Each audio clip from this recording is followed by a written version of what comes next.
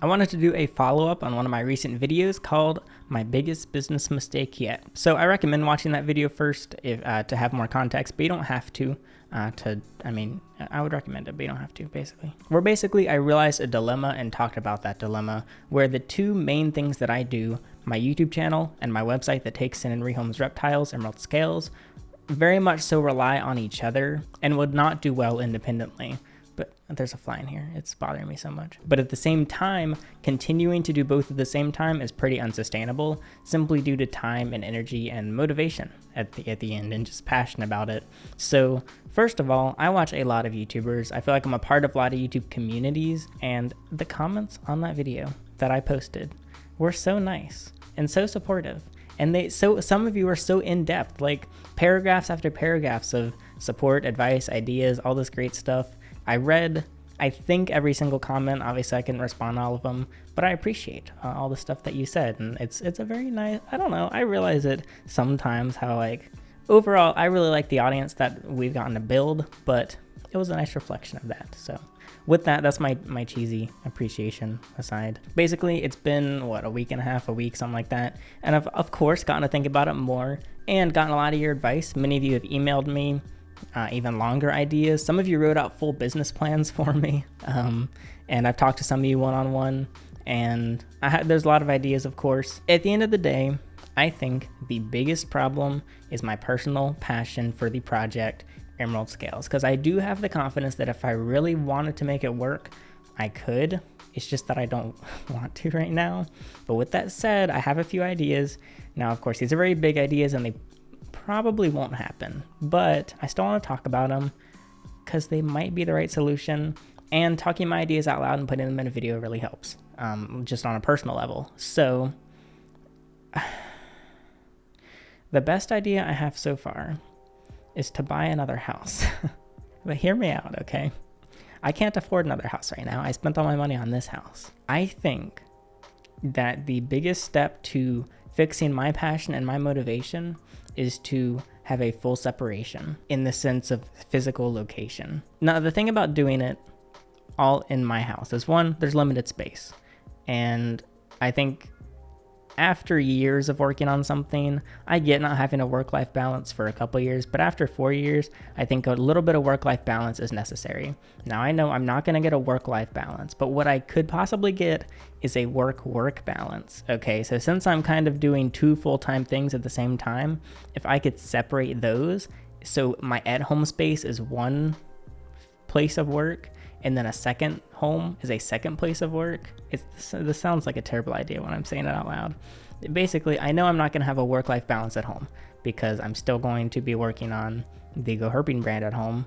But luckily, I have enough passion for that I don't mind. I don't mind waking up and walking into my only office, which is all YouTube studio, because I like that and it excites me. Now, what doesn't excite me is when I walk to the next room and, oh, that's also all work, but different work. And then I walk to the next room and that's also work, but different work. And I do need to get more help from people if I continue to grow. Now, there was the idea of me just taking in 5 to 10 animals at a time.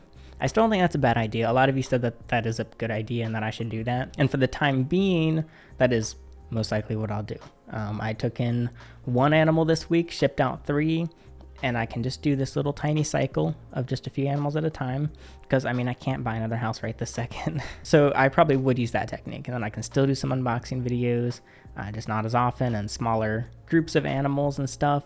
But eventually, if it grows, because I don't want to be stagnant, whatever I do, it needs to be something that can grow, whether it's emerald scales or another project.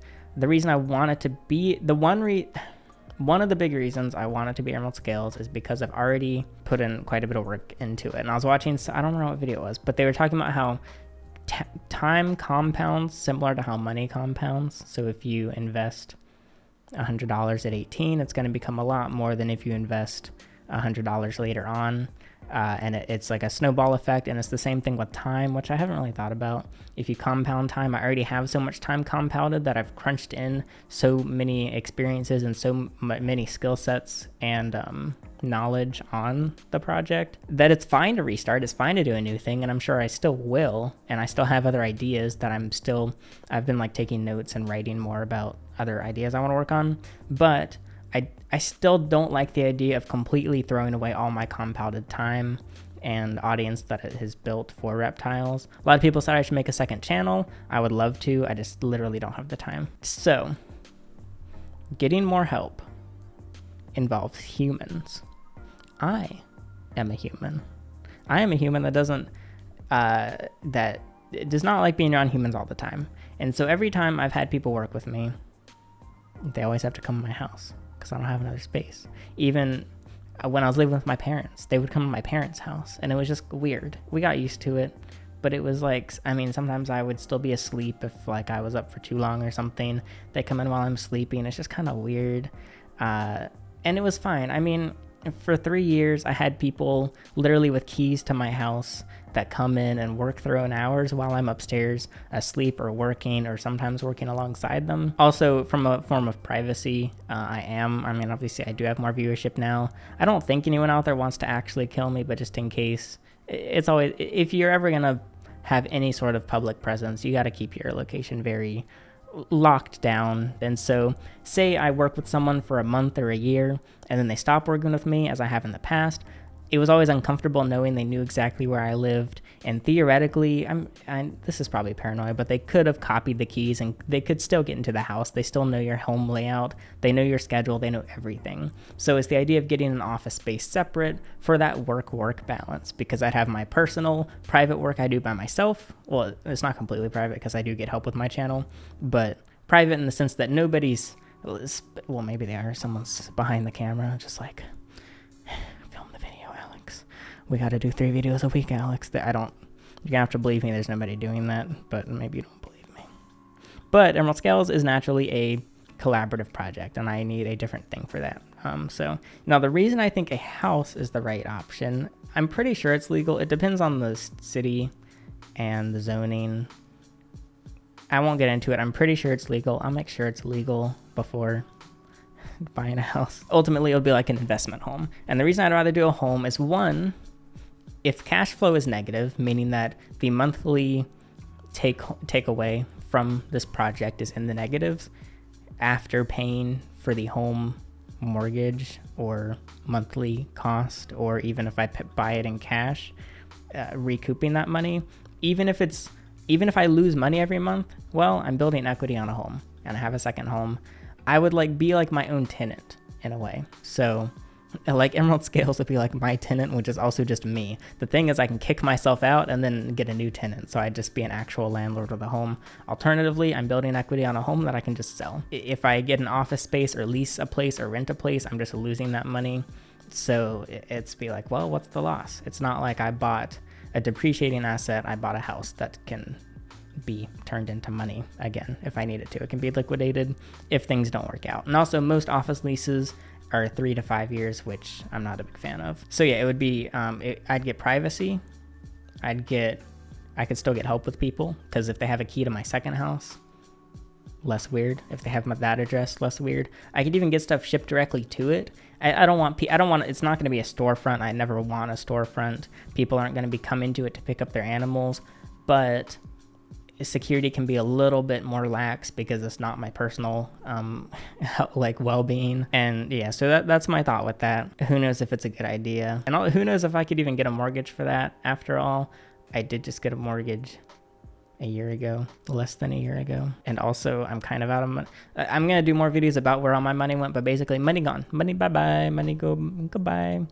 Thankfully, I still have actual income coming in, but I'm pretty close to zero. So if you've been waiting to sue me, now's probably your chance, because you could probably ruin me more than any other time. I ask respectfully that you don't. Ultimately, I know I don't personally have many skills, but I do know one of my skills is making money. So I think I could let's say I could not get a mortgage and they were like, that's weird. That's cringe. I'm not giving you money for that. I think I could raise, like if I got a small house, $100,000, I could probably raise that, like, I don't know, year and a half, 1 to 2 years probably. Which, I mean, hey, if I took in 10 animals a month, or 10 animals at a time for a year, and then in a year I buy a second house in cash if I had to. I really don't want to buy a house in cash, but I'm just saying, I think it's the best idea. So feel free to leave your advice yet again. on what you think of that idea. And I do believe, most importantly, it's going to sound weird. And so it might be hard to describe because it's more of a feeling than something I can describe. Not being around the animals, I think, would rekindle my passion for animals. I think many people have experienced this in different parts of their life. I don't think many people have experienced it in the animal sector of their life. I think it most commonly happens with veterinarians, animal welfare people, probably other sellers and breeders of animals. Well, I'm not a breeder, but you get the idea. Where it's the same thing of burnout, it's compassion fatigue, it's all these feelings of just kind of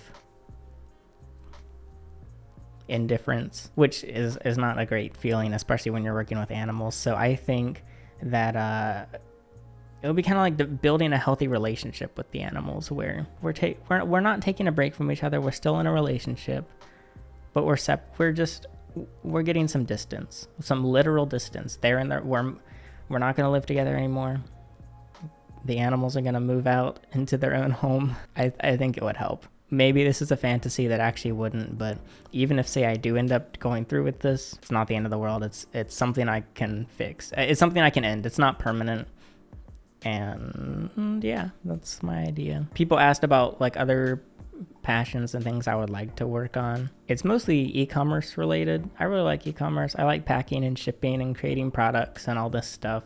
And it's very rare that I've created products where actually the issue is not supply, because usually people's issue is too little demand, too much supply if they get a product produced or something. But for me, like the first way I ever experienced e-commerce was buying valuable things for cheap and selling them for more, aka flipping stuff. But the hardest part of that job is acquiring items. The most money you make is from your purchase price and not your sale price, because the sale price for a product is pretty concrete no matter what it is. Now you can affect the value. Like if I'm going to sell these headphones, they're going to sell better if I get some really high quality images, not these blurry phone pictures, giving lots of information, cleaning them up. But ultimately, that's only going to affect the value by maybe 10 to 15%, because at the end of the day, these headphones have a pretty fixed value in the market. But where you do make the money is when you buy the headphones and how much you bought them for. You can negotiate more on the buy.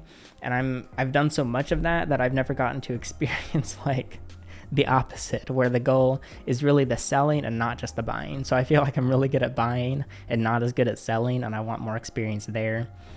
So yeah, I'd love to create some like products in the future, stuff like that. So it's still in the same sector of things. It's still e-commerce. It's still online small businesses. It's just very different stuff. But ultimately, I do think that emerald scales could be something that I don't end up totally hating if I make the right choices. So being completely honest, the idea of having to wait a whole year or more to do this is not fun. I don't want to have to do that.